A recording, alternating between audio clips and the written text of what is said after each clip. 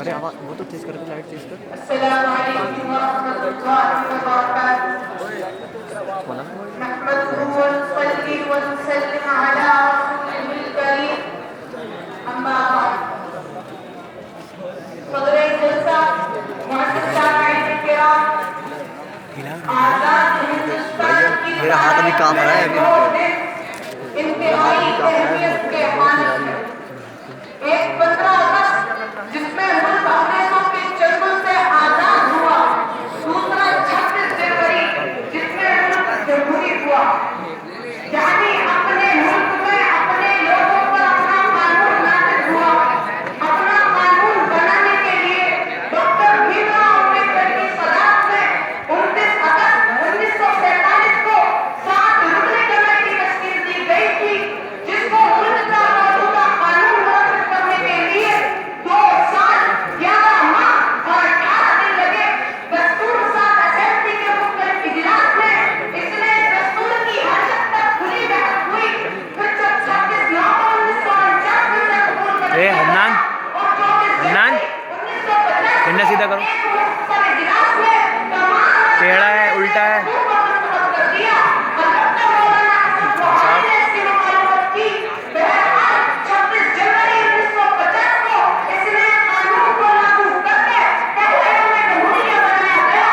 इस तरह हर साल 26 जनवरी जश्न जमहूरियत यौम जमहूरियत का नाम से मनाया जाने लगा और 15 अगस्त 1947 की तरह ये तारीख भी मुल्क का कौमी और यादगार दिन बन गया।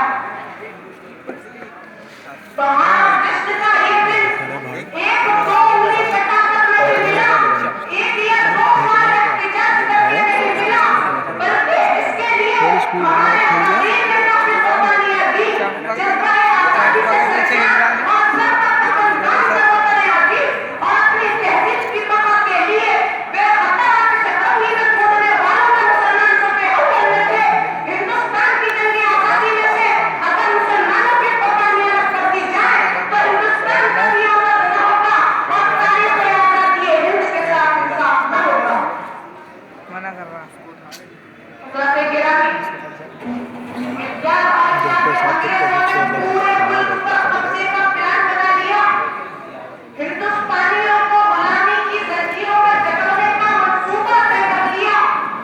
उनके खतरनाक अज़ाइम और मंसूबे को भांप कर सबसे पहले मैदान कराची में निस्बत-ए मुजाहिद ने अंग्रेजों का मर्दाना मुकाबला किया और 1757 में जाने शहादत नोश किया। वो शेर बंगाल नवाब सिराजुद्दौला था। फिर 1799 में सेरंगपट्टनम में अंग्रेजों का मर्दाना मुकाबला करते हुए शेर मैसूर टीपू सुल्तान ने मुल्क पर जान कुर्बान कर दी, जिसकी शहादत पर फातिह लाल ने तो मुसरत के साथ ऐलान किया कि आज हिंदुस्तान हमारा है। हिंदुस्तान से इस्लामियत फिदा खत्म हो चुका था। वहशत और बर्बरियत दोनों सितम की गंगूर हटाए पूरी फिजा को घेर चुकी थी। वतनी आजादी और मजहबी शनाख्त के एक बेल्ट ऐसे भयानक माहौल और मुतमक्किन हालात में शाह वली अल्लाह मुक़द्दस दहलवी के बेटे शाह अब्दुल अज़ीज़ ने फतवा जारी किया कि हिंदुस्तान दारुल है, यानी अब मुल्क गुलाम हो चुका। लिहाजा बिला तकलीफ मजहब और मिल्लत हर हिंदुस्तानी पर जिहाद फर्ज है।